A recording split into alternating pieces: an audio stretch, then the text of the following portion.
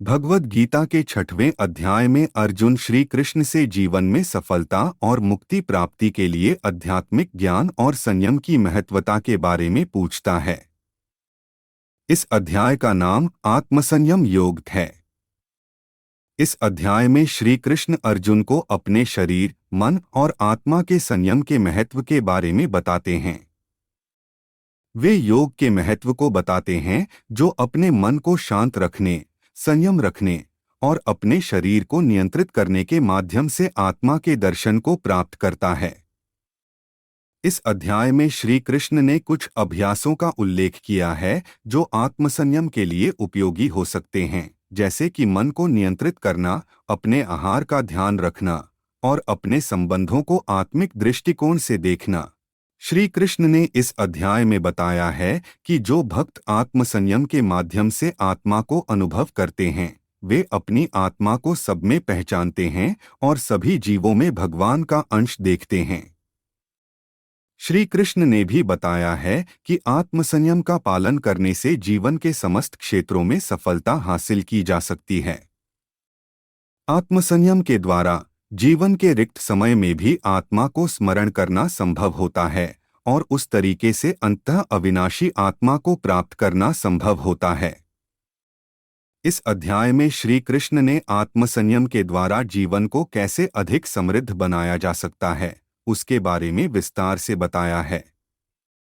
उन्होंने इसके लिए कुछ उपायों का उल्लेख किया है, जैसे कि ध्यान, समाधि, सचेतता, आत्मा के द्वारा स्थिति का अनुभव आदि। इस अध्याय में श्री कृष्ण ने उन जीवों को भी समझाया है जो अपने आत्मा को नहीं समझते और जीवन में विषयों में लीन होते हैं। उन्होंने इस अध्याय में भक्ति के विभिन्न प्रकारों पर भी चर्चा की है, जैसे कि कर्मयोग, ज्ञान योग, भक्ति योग आदि। श्री कृष्ण ने बताया है कि इन सभी प्रकारों में से कोई एक योग ही नहीं बल्कि सभी योग अनुकूल हो सकते हैं जब तक उन्हें निष्काम भाव से किया जाता है।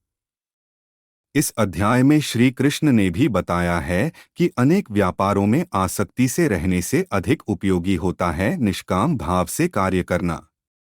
इसके अलावा श्री कृष्ण ने जीवन के विभिन्न क्षेत्रों में निष्काम भाव का महत्व भी बताया है, जैसे कि शिक्षा, शासन, धन आदि।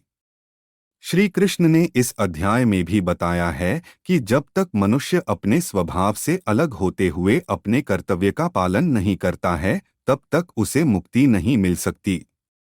श्री कृष्ण ने भी बताया है कि ज्ञान, कर्म और भक्ति से संपूर्ण दुनिया को जीता जा सकता है और इन तीनों के मिलन से ही अंतिम मुक्ति प्राप्त की जा सकती है। इस अध्याय में श्री कृष्ण ने भी बताया है कि संसार में हमेशा दुख और सुख होते रहते हैं और इन दोनों का समान ही स्वरूप होता है। उन्होंने बताया है कि सुख और दुख दोनों के समय में भी मनुष्य को स्थिर रहना चाहिए और इसके लिए निष्काम भाव अत्यंत आवश्यक होता है। उन्होंने भी बताया है कि जिन लोगों को समस्त जीवों में समत्व का दृष्टिकोण और निष्काम भाव होता है, वे अंत में अपने आप को मुक्त कर लेते हैं। श्री कृष्ण ने इस अध्याय में यह भी बताया है कि आध्यात्मिक उन्नति के लिए शुद्ध चित्त और शुद्ध बुद्धि का विकास आवश्यक होता है।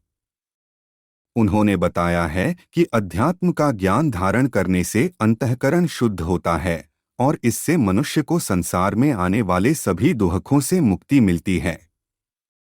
श्री कृष्ण ने अध्यात्म के महत्व को समझाने के लिए कई उदाहरण दिए हैं।